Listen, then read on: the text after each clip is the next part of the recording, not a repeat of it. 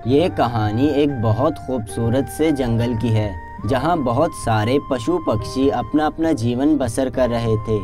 इसी जंगल में एक चिड़िया अपने 3 नन्हे मुन्ने बच्चों के साथ रहती थी। वो चिड़िया बहुत गरीब थी, इसीलिए वो एक टूटे फूटे घोंसले में रहती थी। चिड़िया के घोंसले के सामने वाले दरख्त पर एक दुष्ट कौवा अपने मजबूत घर में अकेला रहता था। जंगल में कुछ ही दिनों में गर्मियों की तूफानी बारिशें आने वाली थी, इसीलिए जंगल के सब पक्षियों ने अपने अपने मजबूत घोंसले बनाना शुरू कर दिए थे। क्योंकि पिछले साल तूफानी बारिशों की वजह से पक्षियों को अपने कच्चे घोंसलों की वजह से बहुत नुकसान उठाना पड़ा था, इसीलिए इस दफ़ा इन सब ने तूफानी बारिशें होने से पहले ही अपने मजबूत घोंसले बनाने शुरू कर दिए थे। एक दिन चिड़िया का एक बच्चा चिड़िया से कहता है, अरे माँ, ये जंगल के सब पक्षी अपने अपने घोंसले मजबूत करने में क्यों लगे हुए हैं? क्या हमारे जंगल में बारिश का तूफान आने वाला है? हाँ मेरे प्यारे बच्चे, सब पक्षी इसीलिए अपने घोंसले मजबूत कर रहे हैं क्योंकि कुछ ही दिनों में जंगल में तूफानी बारिशों का मौसम आने वाला है। तूफानी बारिशों में तेज हवाएं भी चलती हैं।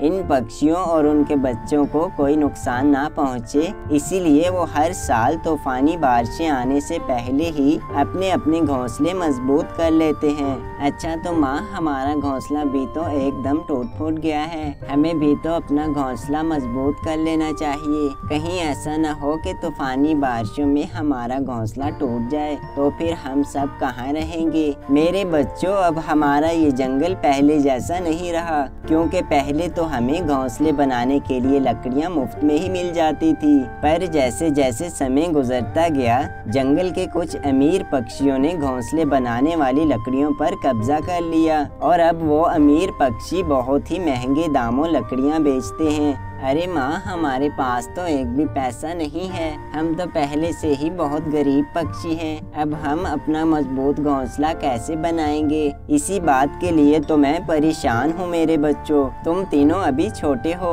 और ऐसे में हम इस टूटे फूटे घोंसले में कैसे रह पाएंगे? हमारा ये घोंसला तो तूफान आते ही टूट जाएगा। मैं एक काम करती हूँ कि मैं इस जंगल से बाहर जाकर दूर से कुछ लकड़ियाँ देखती हूँ, शायद मुझे जंगल के बाहर से कुछ लकड़ियाँ मिल जाएं। तो फिर माँ, हम तीनों भी आपके साथ ही चलते हैं। अरे नहीं नहीं मेरे बच्चों, तुम तीनों अभी इतनी दूर तक नहीं उड़ सकते, तुम तीनों थक जाओगे। तुम यहाँ ही घोंसले में बैठो, मैं अभी जाकर लकड़ियाँ ढूंढती हूँ। ठीक है माँ, आप अपना ख्याल रखना। और फिर चिड़िया इस उम्मीद में जंगल से दूर चल पड़ती है कि उसे घोंसला बनाने के लिए शायद कुछ लकड़ियाँ मिल जाएंगी। काफी देर तक आसमान में उड़ने के बाद वो एक सुनसान जगह पर पहुंच जाती है। वहाँ बहुत सारे सूखे दरख्त थे, उनकी सारी लकड़ियाँ सूख चुकी थी। अरे यहाँ तो सारे दरख्त गर्मी की वजह से सूख गए हैं और इनकी लकड़ियाँ भी बहुत कमजोर हैं। इन लकड़ियों से तो मजबूत घोंसला नहीं बन पाएगा। अब मैं क्या करूँ? मैं अपने बच्चों के लिए कैसे एक मजबूत घोंसला बना पाऊंगी? और तभी अचानक वहाँ बहुत तेज बारिश शुरू हो जाती है और देखते ही देखते तेज तूफानी हवाएं भी चलने लगती हैं। तेज तूफानी हवाओं की वजह से दरख्त भी जोर जोर से हिलने लगे। अरे बाप रे बाप, ये तूफान और बारिश दोनों एक साथ ही आ गए और यहाँ के तो कई दरख्त भी गिरने लगे हैं। मुझे जल्दी यहाँ से वापस जाना होगा। अगर इस तेज हवा में मेरे ऊपर कोई दरख्त गिर गया तो मेरा तो काम ही तमाम हो जाएगा और मेरे बच्चों का क्या होगा? ऐसा कहने के बाद चिड़िया घबराई हुई जल्दी से वहाँ से जाने लगती है कि अचानक एक दरख्त की सूखी शाख टूटकर उसके ऊपर गिर जाती है। चिड़िया को अपने पैर और परों पर काफी गहरी चोट आई थी। उसके पैरों और परों से बहुत खून बहने लगा था। चिड़िया अपने दर्द के कारण जोर जोर से चिल्लाने लगती है, अरे कोई है यहाँ, बचाओ मुझे, मेरा पाँव टूट गया, बहुत दर्द हो रहा है मुझे, अरे कोई तो बचाओ मुझे। चिड़िया का पड़ोसी कौवा वहाँ से गुजर रहा था। वो चिड़िया को चिल्लाते देख उसके पास आता है। मुझे जल्दी से इस दरख्त के नीचे से निकालो कौवे भाई, मुझे बहुत दर्द हो रहा है, प्लीज मेरी सहायता करो कौवे भाई, मुझे यहाँ से निकालो। अरे ओ चिड़िया की बच्ची, मुझे पागल समझ रखा है तूने, जो मैं तुझे इतनी तेज तूफानी बारिश में बचाऊं? तू मरती है तो जा मर, मैं तो जा रहा हूँ अपने घर। ऐसा कहते हुए वो दुष्ट कालू कौवा वहाँ से चला जाता है।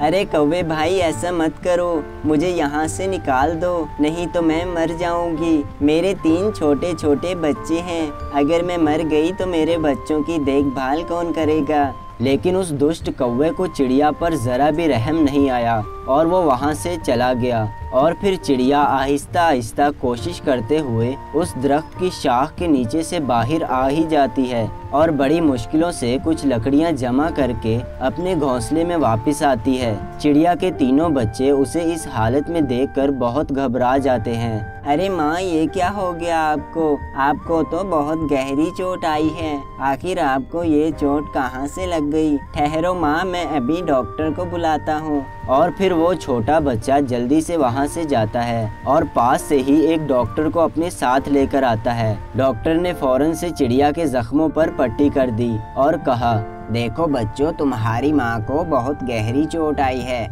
तुम्हें अपनी माँ का ख्याल रखना होगा। तुम लोगों का घोंसला बहुत टूटा हुआ है, इसीलिए बारिश के कारण तुम्हारे घोंसले में पानी आ सकता है। तुम्हें अपनी माँ को किसी मजबूत घोंसले में लेकर जाना होगा, नहीं तो अगर बारिश का पानी इनके जख्मों पर लग गया तो इन्हें और भी ज्यादा दर्द हो सकता है। ऐसा कहते हुए डॉक्टर पक्षी वहाँ से चला जाता है। चिड़िया के तीनों बच्चे चिड़िया की बहुत अच्छे से सेवा करने लगते हैं और उधर जंगल में बारिश रुकने का नाम ही नहीं ले रही थी। वो तूफानी बारिश तो दिन ब दिन बढ़ती ही जा रही थी। ऐसे ही जंगल में बाढ़ आने लगी और बाढ़ का पानी आहिस्ता आहिस्ता पक्षियों के घोंसलों तक पहुंचने लगा। चिड़िया के नन्हे मुन्ने बच्चों को कुछ भी समझ नहीं आ रहा था कि आखिर अब वो क्या करें। चिड़िया का एक बच्चा कौवे के घर के बाहर आता है और कहता है, अरे कौवे अंकल, दरवाजा खोलो। कौवे अंकल। कौवा बाहर आकर कहता है, क्या हुआ रे? क्यों परेशान कर रखा है? क्यों मेरे घोंसले के पास आकर चिल्ला रहे हो?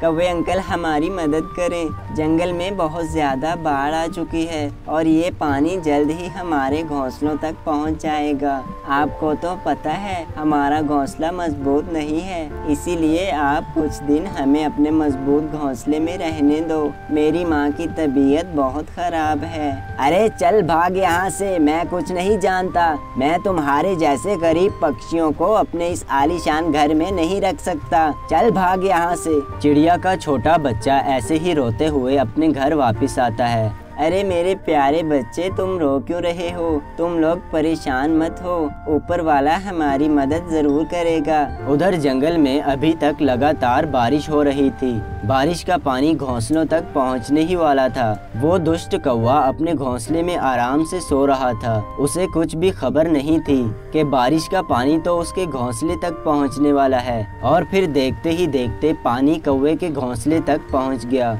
और कौवे का घर पानी में डूब गया। कौवा अपने घर के साथ ही डूबकर मर गया। उधर चिड़िया और उसके बच्चे भी पानी ऊपर आता देख बहुत परेशान थे कि तभी अचानक चिड़िया के बच्चे की नज़र सामने एक खूबसूरत बोट पर पड़ती है जो पानी में तैरती हुई जा रही थी। ऐसे ही वो सब उस खूबसूरत बोट में सवार हो जाते हैं और पानी के ऊपर तैरते हुए जंगल से बाहर की तरफ चले जाते हैं। दोस्तों, ऐसी ही और भी अच्छी अच्छी कहानियाँ देखने के लिए हमारे चैनल को सब्सक्राइब कर दें और बेल नोटिफिकेशन को ऑल पर सेट कर दें और इस वीडियो को लाइक करने के बाद अपने दोस्तों के साथ भी शेयर कर दें।